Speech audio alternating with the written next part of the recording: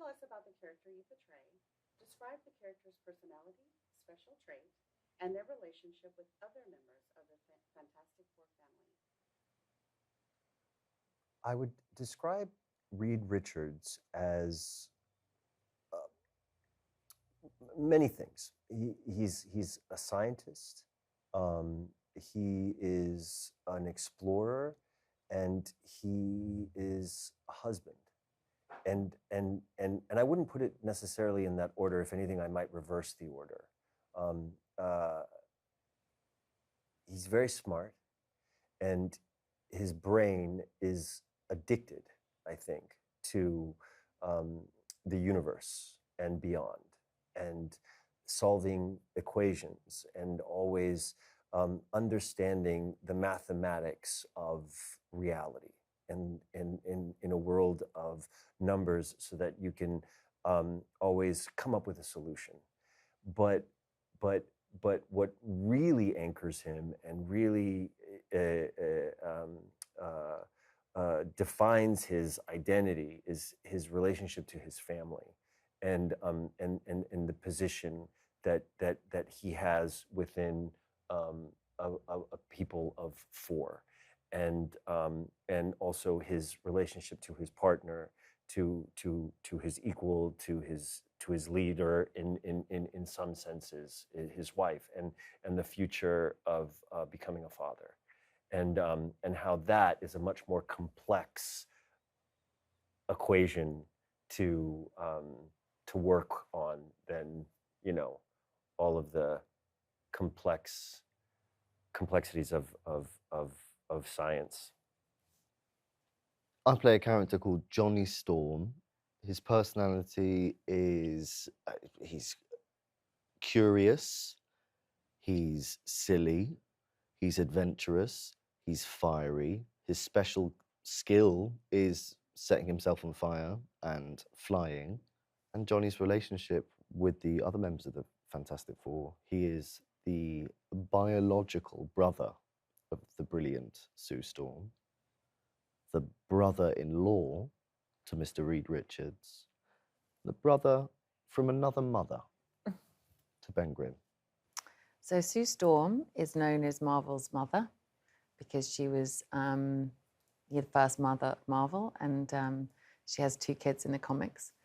And her powers are becoming invisible and using force fields to do that. So therefore she can use force fields to move things and to move frequency. And yeah, it's a very special power, I think.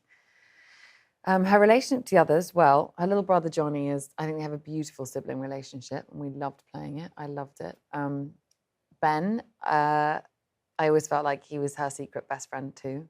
And they had a very private relationship, I think, that was always really special. I mean, friendship.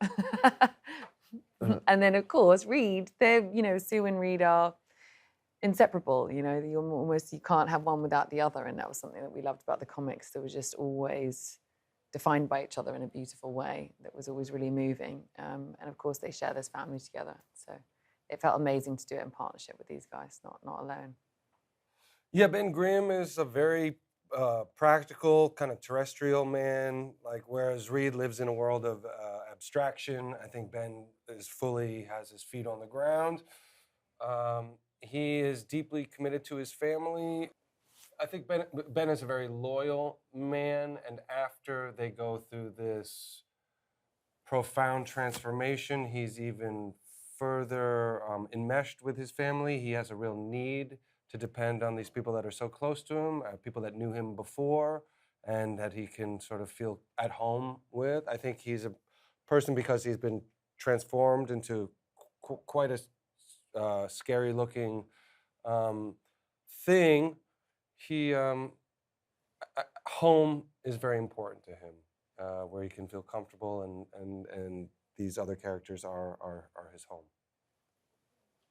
Vanessa, as Sue Storm, you are one of the most powerful and multi-dimensional figures in the MCU.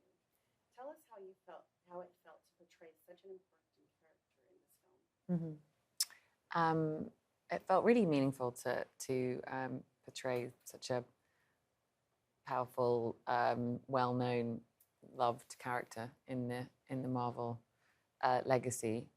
I remember just, before I met Matt Shackman, I went back and started reading the comics from the 60s, and even from just first finding stuff online, it was so clear how loved she was and how specific she was, and how she was defined by her compassion and her empathy as well as her power. And there was something that was linked for me about both those things. And also the fact that I just loved her entire journey from being called Elizabeth.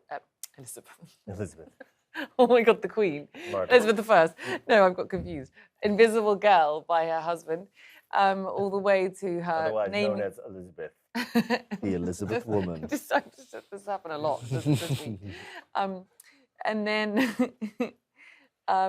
then her renaming herself Invisible Woman because of the journey she goes on. She becomes Malice, and she's just so iconic to me and really special. But I was excited about mostly about the love that she has for her family and her children and her husband, because you can be really badass, you can be a super strong female superhero, but it seemed awesome that it was also asking her to be pregnant and, give birth and try and always lead with love before, except Malice, which I'm excited. Hopefully one day we get to do. Joseph, Johnny Storm is classic adrenaline junkie. How does his fiery personality come to life as Human Torch, and how does it affect his relationship with the rest of the family? How does Johnny's adrenaline-seeking behaviours affect the rest of the family? Well, in this film, we see him, there's something quite aspirational, and there's a yearning for space. He's very fascinated about space.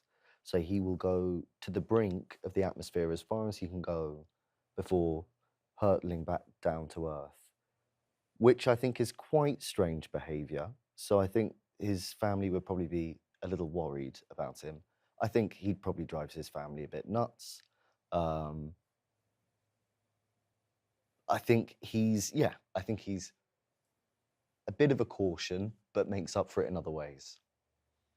Evan, Ben Grimm was a talented athlete, a fighter pilot, before he was transformed into an indestructible rocky being, the Thing. This transformation increased his ability to protect and defend, but how does it affect Ben on an emotional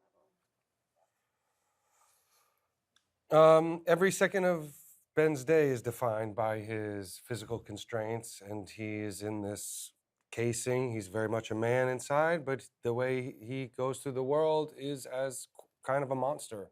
And so I think he is always, in a way, trying to assert and project his humanity. And is never fully satisfied. He never realizes and feels fully at home in the world. Pedro, in the film, you and the family are challenged with an intergalactical force threatening the future of the planet. Describe the threat and how you work as a family to find a solution. As a family and as a world, we face the threat via the Herald of the Silver Surfer that Galactus, an unidentifiable space god, is going to eat our planet unless we give him our son, our newborn. And so we are faced with, as a family, we are faced with an impossible choice. Joseph, I believe you worked with Matt Shackman in the past. Yes. Okay. So you can already have had that experience, but can each of you speak about your experience working with him as director on this film? And just take a jump in. Well, yes, I had the good fortune of working with Matt a few years ago on Game of Thrones. He very kindly gave me maybe 8 lines in one of the episodes there, and I met him and we had a very rainy day, few days in Belfast together, and he was lovely and cordial and got everything done and was open to ideas, and didn't fire me, so that was good. And then coming onto this, he has a singular vision, and it was very clear that he had a clear direction where he wanted to take this world. There was a very specific texture, and his bravery to lean into a world that felt very practical. These sets that we were working on were just enormous and did so much like valuable storytelling. I imagine for him as a director, but also it was so much easier for us as actors to go in there. I think for him to have that instinct to lean into practical aspects of filmmaking with Herbie, especially, look, that really brought something that feels authentic alongside, hopefully, the performances. I'm certain that the authenticity of the adoration and the love and the care that these characters have for each other are there because we felt them organically as actors. But it was the casting and leaning into the practical sides of filmmaking that I was most grateful to Matt for. Matt Shakman, in this movie, he's a world builder. From the Lower East Side to the far reaches of the galaxy. You know, the detail, the level of care. It's a deeply personal movie for him. He's cared about the Fantastic Four since he was a child. And I think you see it in every frame of the movie. Matt Shakman, I've known for most of my adult life. We've been friends for about 26 years.